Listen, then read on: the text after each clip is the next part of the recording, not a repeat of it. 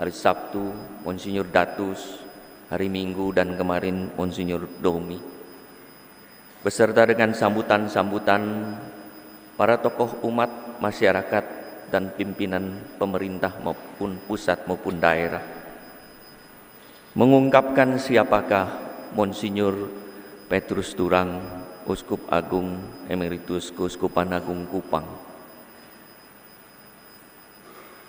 Seandainya misa ini dilanjutkan terus-menerus, khotbah tidak akan habis-habisnya, karena kehidupannya begitu kaya.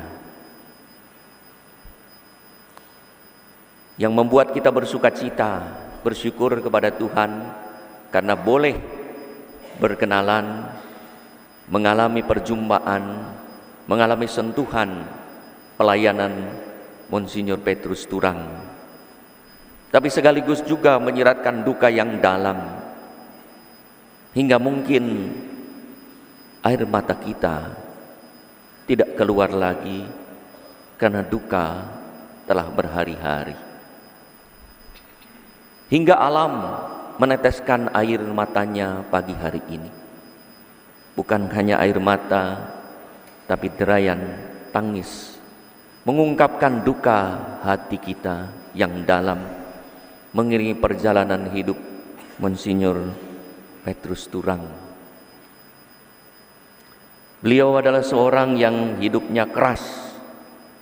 Keras bukan kepada orang lain, pertama-tama keras kepada diri sendiri. Hingga ia pun tampak keras kepala dan keras hati, menuntut orang lain untuk keras di dalam hidupnya sendiri.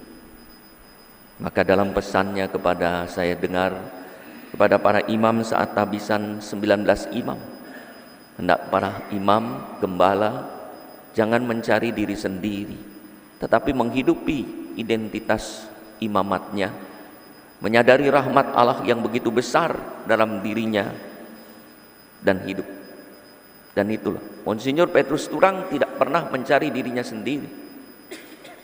Mau disebut galak, mau disebut keras, mau disebut otoriter, tidak apa-apa. Yang penting ia mengabdi. Ia setia kepada Allah dan mengabdikan diri secara total kepada umat dan masyarakat yang dipercayakannya. Maka dalam sebuah televisi dituliskan seorang pribadi yang telah mengabdikan diri demi kesejahteraan masyarakat telah tiada. Saudara-saudari yang terkasih, dalam hidup sadar tak sadar kita pernah berkomentar yang menyakitkan, seakan kita inilah yang paling pintar, paling benar, dan paling suci. Lihat saja, waktu kita nonton bola kita teriak tendang, dan tidak ditendang kita komentar dasar bodoh. Padahal kalau kita tendang sini kita tidak bisa.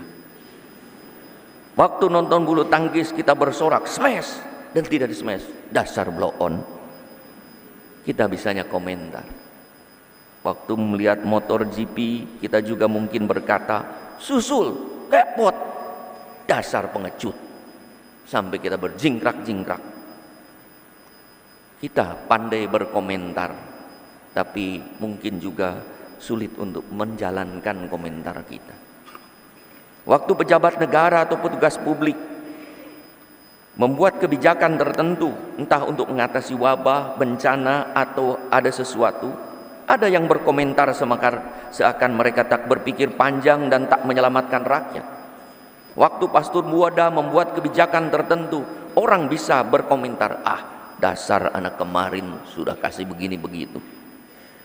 Demikian juga waktu pimpinan-pimpinan ordo provinsial membuat gebrakan, orang berkomentar, pencitraan diri. Waktu Uskup Agung Turang bersabda dan memberi perintah, apalagi menunjukkan jari, kita berkomentar apa?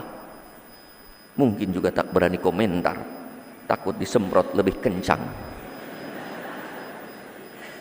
Walau demikian, para pejabat publik, para pelayan umat yang kita komentari masih melayani dengan sabar, dengan penuh kasih bahkan sampai wafat. Saudara-saudara yang terkasih, dalam bacaan pertama Musa berhadapan dengan umatnya yang semau jidat dan seenak perut, maunya sendiri, punya pikiran dan jalannya sendiri, seakan-akan lebih bijaksana dari Musa dan lebih berkuasa dari Allah, hingga mereka menghujat Musa dan melecehkan Tuhan yang meminta Musa memimpin bangsanya. Seakan Musa hanya berpikiran sempit dan Allah itu tak punya rencana matang, hingga mereka berkata, "Mengapa kamu memimpin kami keluar dari Mesir, supaya kami mati di padang ini?" Dengan melawan orang yang diutus Allah, mereka melecehkan Allah sendiri. Mereka pun mengalami malapetaka karena melawan Allah dalam diri utusannya. Walau demikian, Musa tetap sabar dan Allah tetap mengasihi umatnya, hingga mereka pun diselamatkan dari bahaya maut karena dipagut ular tedung. Bahaya itulah yang kiranya ingin dihindarkan oleh Bapak Uskup Agung Petrus Turang selama mengembalakan. Ia tidak mau umat semaunya. Kita bertindak seenak perut, memberontak, maka dia arahkan dengan caranya yang keras dan tegas, tetapi sesungguhnya penuh belas kasih yang luar biasa. Kalau tidak dengan cara ini, mungkin kita seperti Bang umat pilihan dalam bacaan pertama ini, mengalami malapetaka. Justru dengan otoritasnya sebagai uskup, ia memberikan petunjuk. Yang salah ia sebut salah, yang benar ia benarkan. Itulah juga situasi yang dialami oleh Yesus. Ia berhadapan dengan orang yang menghujat.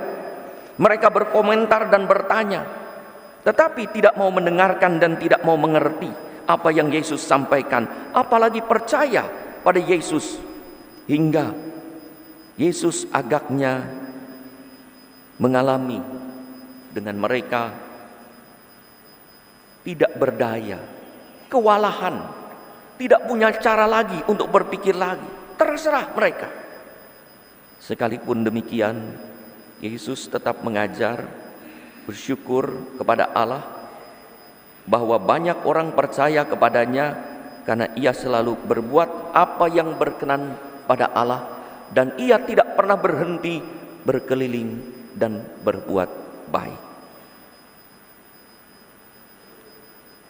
Dan itulah yang dilakukan oleh Bapak Uskup Petrus Turang, berkeliling berbuat baik apapun komentarnya, karena ia tidak mencari dirinya sendiri, ia sudah selesai dengan dirinya sendiri. Maka berbahaya bagi para pemimpin, umat dan masyarakat yang belum selesai dengan dirinya sendiri, akan mencari diri sendiri, mengorbankan mereka yang dipercayakan kepadanya.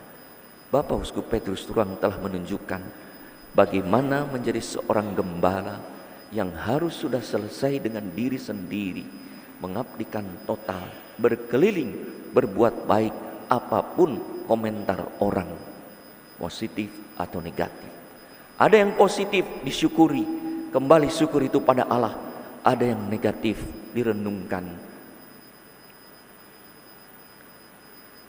Saudara-saudari yang terkasih, saat menyaksikan ada orang yang mudah menghujat pejabat resmi atau gembala, bahkan usul sana sini walau tak punya otoritas dan kapasitas resmi, kita diingatkan oleh Tuhan hari ini untuk tidak sok pintar bagaikan orang buta yang mau menuntun orang buta, sok benar bagaikan orang yang mau mengeluarkan selumbar pada mata saudaranya padahal ada balok di matanya, atau sok suci bagi orang yang mau melempari wanita yang berdosa seakan dirinya tidak berdosa.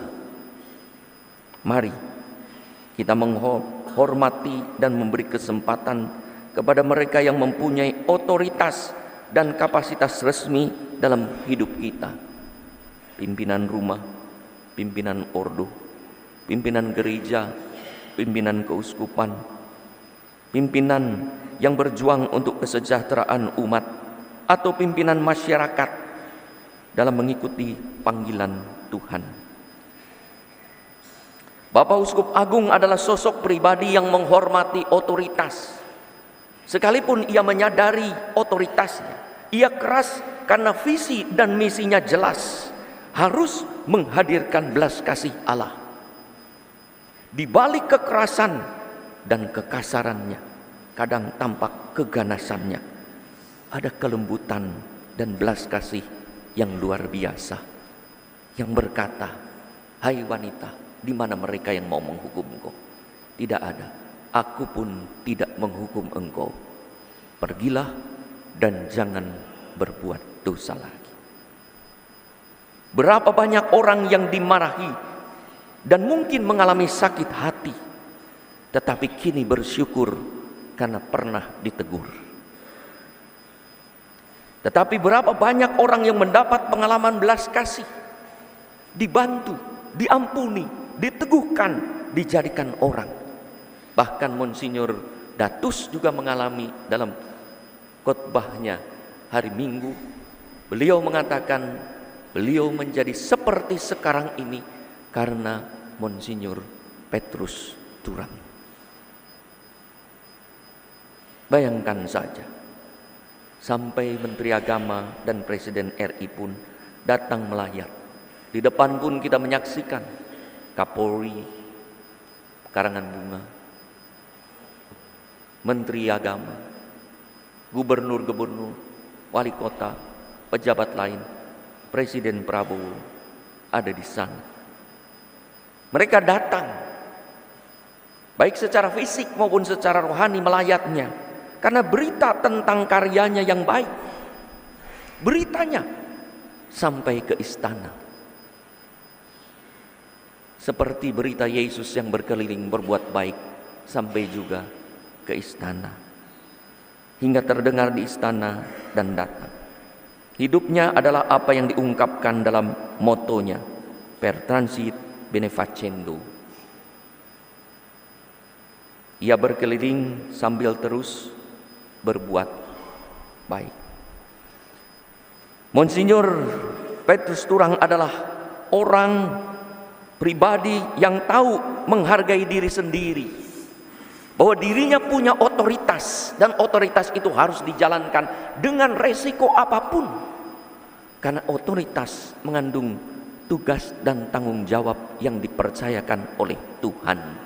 Seandainya tidak dijalankan, bukan hanya mengkhianati umat, mengkhianati Allah yang mempercayainya, maka ia setia menjalankan otoritas itu. Maka ia yang menghargai otoritas dalam dirinya sebagai imam, sebagai uskup, ia pun menghargai otoritas orang lain yang mempunyai iman.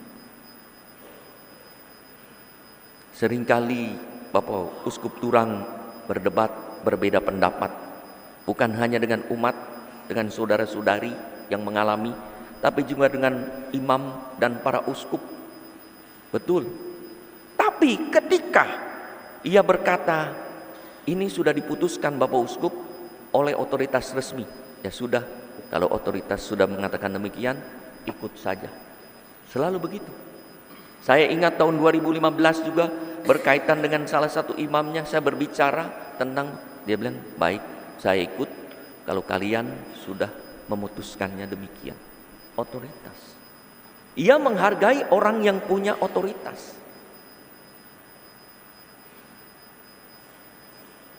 Maka beliau juga menghargai otoritas penggantinya, Uskup Agung Roni, untuk menjalankan kegembalaan, agar pengaruhnya yang kuat itu segera turun kepada Monsinyur Roni.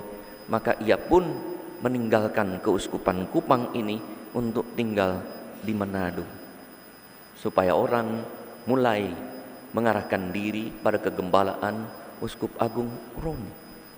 Bukan tanpa pengorbanan, pasti ada pergulatan hidup.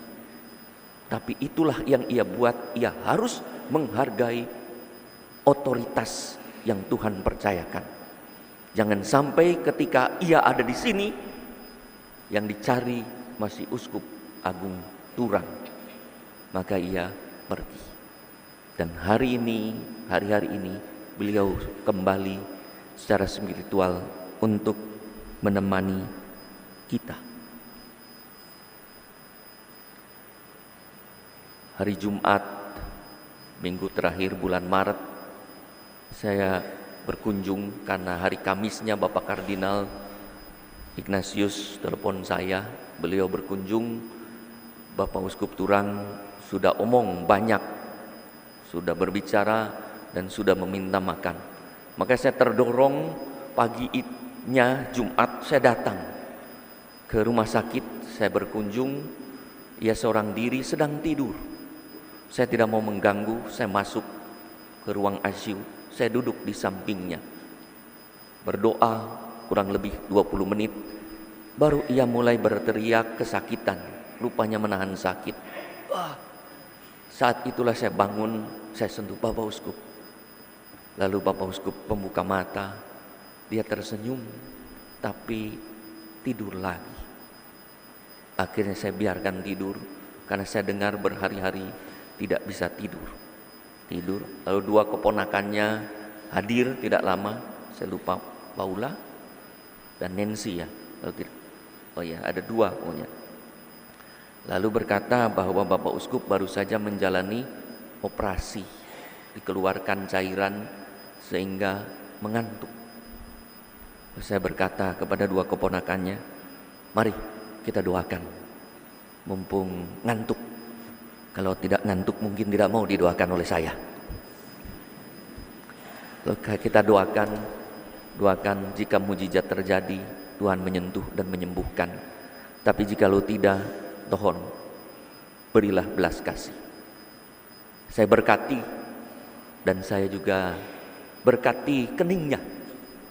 Kalau sadar mungkin tidak mau, saya berkati. Tapi mungkin tersenyum juga.